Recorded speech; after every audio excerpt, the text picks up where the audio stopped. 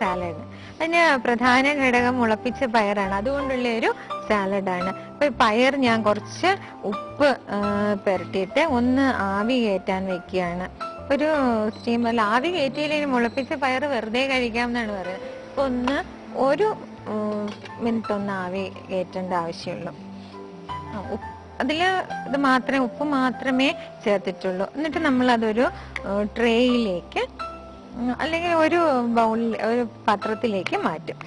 അതിന് കുറച്ച്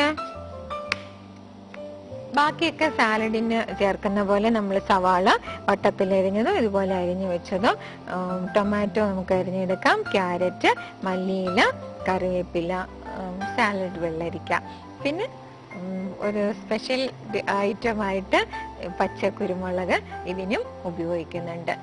ഇത്രയും ഡിഷസിന് ഇങ്ങനെ നേരത്തെ പ്രോട്ടീൻ ന്യൂട്രിയൻ ഉണ്ടാക്കിയപ്പോഴും പച്ച കുരുമുളക് ചേർത്തു, ഇതിനും പച്ച കുരുമുളക് ചേർക്കുകയാണ്. നല്ല മെഡിസിനൽ വാല്യൂ ഉള്ളത് കൊണ്ട് നമുക്കത് കേട്ടുമ്പോൾ ഉപയോഗിക്കാം. അപ്പൊ ഇതിൽ ആവി വന്നു, ഇത്രയും ആവശ്യമുള്ളൂ. ഇത് നമുക്ക് ഓഫ് ചെയ്യാം. പച്ചയായി തന്നെ ഈ മുളപ്പിച്ച പയർ പച്ചയായി തന്നെ വെറുതെ ഉപ്പും കുരുമുളകും ഇട്ട് കഴിക്കുന്നത് വളരെ നല്ലതാണ്. ഇതിപ്പോ ആയിക്കഴിഞ്ഞു.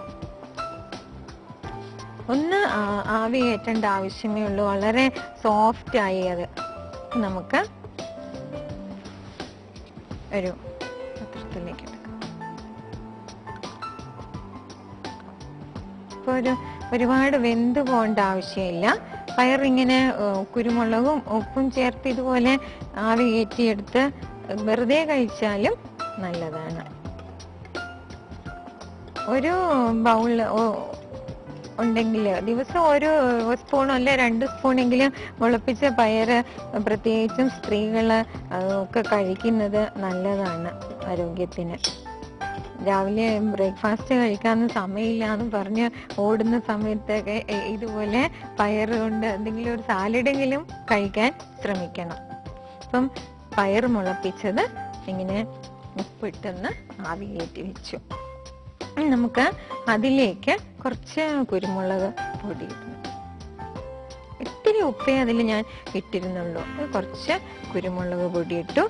നമ്മൾ ചിക്കൻ സാലഡിനൊക്കെ ചെയ്ത പോലെ അതിലേക്ക് ഈ സവാള അരിഞ്ഞതും കൂടി മിക്സ് ചെയ്യാൻ പോവുകയാണ്. സവാള അരിഞ്ഞതും ഒരല്പം ടൊമാറ്റോയും. ടൊമാറ്റോ അധികം വേണ്ട, ചെറുതായിട്ട് കട്ട് ചെയ്ത്